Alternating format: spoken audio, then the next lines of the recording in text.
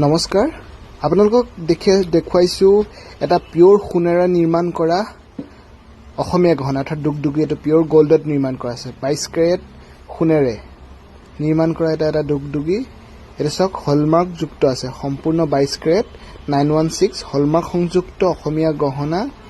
আশীৰ্বাদ গহনালয়ত উপলব্ধ হয় আপোনালোকৰ অৰ্ডাৰ অনুযায়ী নিৰ্মাণ কৰিব বিচাৰিলে সকলো ডিজাইন যেনেকুৱা ডিজাইন আপোনালোকে নিৰ্মাণ কৰিব বিচাৰে আপোনালোকে আশীৰ্বাদ গহনা নিৰ্মাণ কৰিব পাৰিব তাৰ কাৰণে আপোনালোকে অৰ্ডাৰ কৰিব লাগিব আৰু আশীৰ্বাদ গহনাৰ কেঁচা সোণৰ লগতে পিওৰ সোণৰ নিৰ্মাণ কৰা অসমীয়া গহনাও উপলব্ধ হয় এটা